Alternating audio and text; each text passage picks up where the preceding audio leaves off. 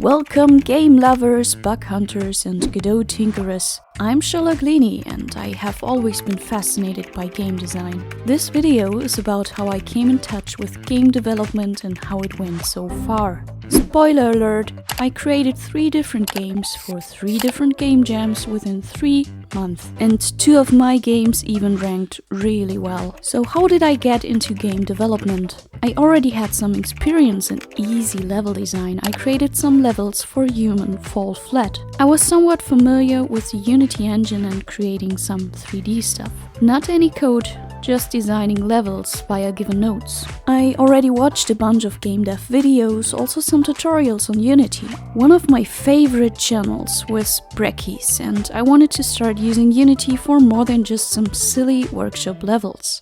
But when the game dev world needed him most, he vanished. And with him, my idea of using Unity for making games remained just that for several years. An idea. It was not until December 2024 that I finally pushed myself again to start over because I had such a great idea of a game. I started looking for different engines, and while searching through YouTube, I saw something shocking. Brecky's was back. And not only that, he was not making Unity tutorials anymore, he was now using Godot. It honestly felt like he had just thawed out after 100 years trapped in ice. I was already convinced Godot had to be good if Brecky's used and recommended it. And let's be real, he came back because of it. At the time I found out there were only 2 tutorial videos. One explained GD's script and the other showed how to set up a simple platformer. Of course I watched them and tried a bit with the platformer stuff. I started looking up more videos on Godot and tips on how to actually begin game development. Despite all the advice, I was still eager to jump straight into making complicated, story-rich and difficult games from scratch. Every experienced game dev said not to do that and to start with something simple instead. But do you know what?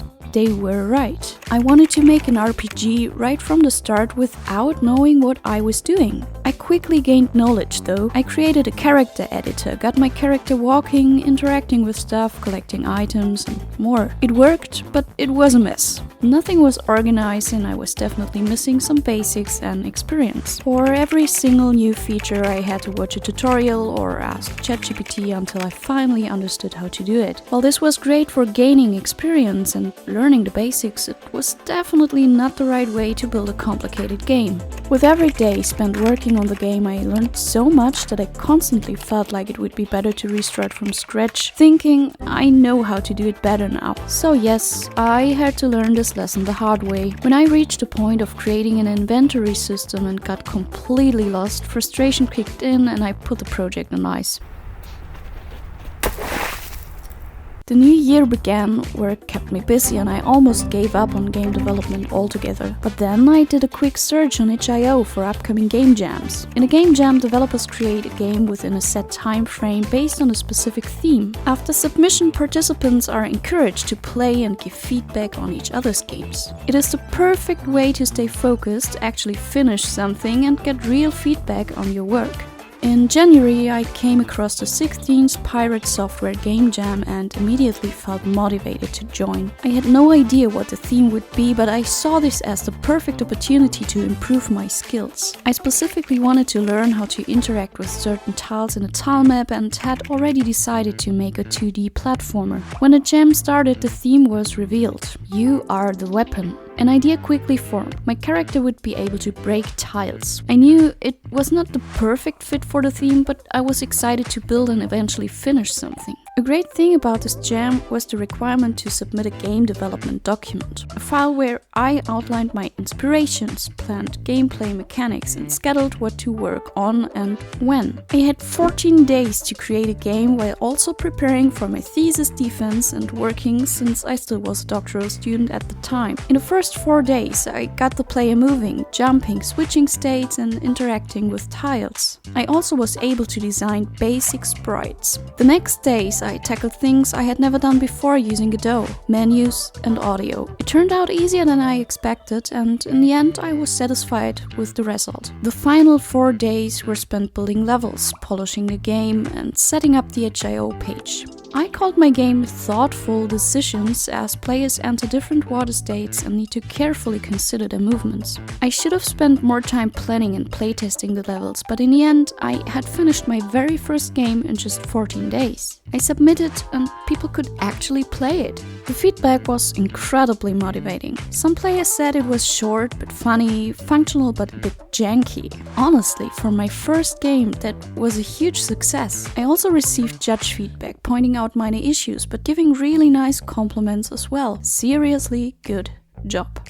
And that is how my first game jam ended. I was thrilled with what I achieved, loved the feedback I got, and immediately started looking for the next game jam. I joined the 13th GoedWare Game Jam starting on February 28th and lasting 10 days. When the theme was revealed, Breaking the Loop, I first thought about time manipulation or repeating sequences. But since I was still a noob, I decided to take the theme literally and have a physical loop break in my game. I also wanted to try something new and experiment with a different gravity system, allowing the player to walk in a circle instead of a traditional platformer setup. I quickly implemented a functional gravity system, though I ran into some issues jumping on curved surfaces, but I managed to get the core mechanic working on the first day. Over the next few days, I kept improving the mechanic and added an actual loop the player could break. I designed the menus again and introduced a power-up system. While I already made some assets, I ended up scrapping everything and starting over because I was not happy with the initial look. The GoedWare Game Jam encouraged participants to include Easter eggs, so I took the challenge and made sure to add some. Players needed to find circular shapes throughout the game to unlock a final level, which, fittingly, was about to actually breaking the loop. And that is how Hoopless was born, because, well, you get rid of the hoops. Very creative, I know. In the final days I focused on level design. I remembered not prioritizing it enough in my first jam and wanted to do things differently this time. Eventually I created 12 levels and managed to submit Hoopless on time. With over 60 entries in total, I was eager to play every single game, giving honest ratings and feedback. I was blown away by the creativity of the submissions. I got more and more ideas on game mechanics and became more and more motivated to design another game. One game especially stood out to me, but more on that in a second. I spent the next few days rating and commenting on every single game.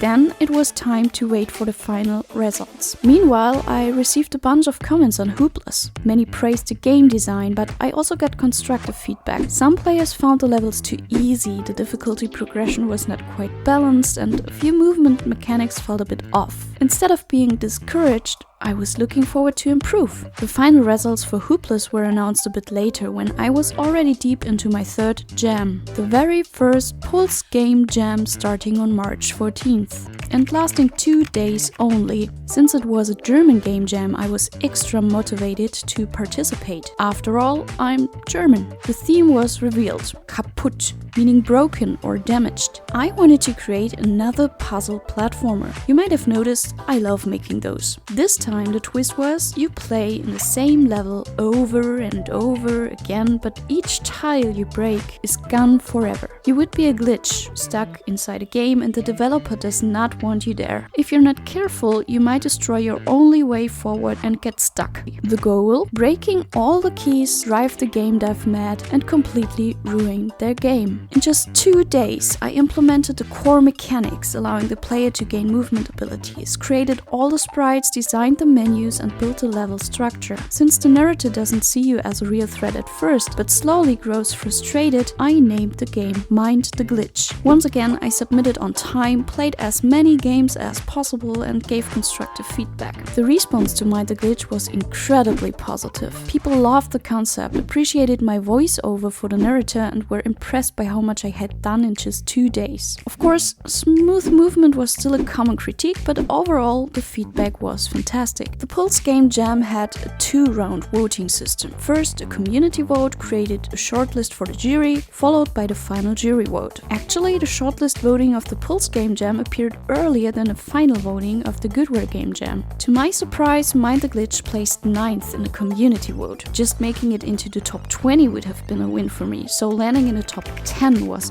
incredible. On the same day, I then received the final results for both jams. PULS ranked high in the community ratings and even higher in the jury voting for the GoedWare Jam. I placed 3rd overall in the community rating, 4th for the theme and 5th for the gameplay. The jury results were even more surprising. I won 2nd place overall and even took 1st place in the theme category, earning actual prizes. The results were beyond my expectations, but things were about to change for PULS. Let me explain that after the results of the PULS Game Jam. Mind the Glitch placed in the top 5 in 4 out of 5 categories, while there were around 160 game entries. In 3 of the categories, I took 2nd place. I was completely overwhelmed. The feedback was amazing and I realized I love making games. Then something unexpected happened. The actual winner of the GoedWare Game Jam, who made one of my favorite games, had stolen it. They did not create the game during the jam, but submitted an existing project made by someone else. Since this jam had actual prizes, I felt sorry for GoedWare, but luckily they caught the cheater in time and disqualified them. Then I realized something.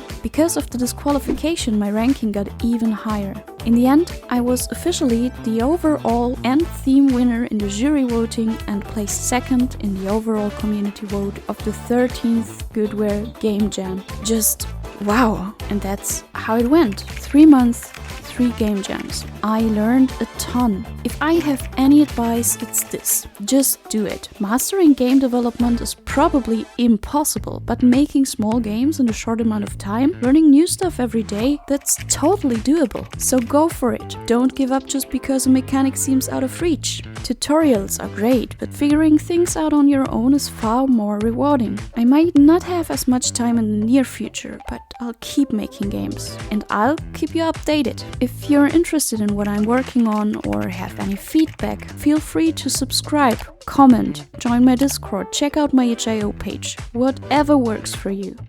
Many thanks for watching. Case closed. See you next time.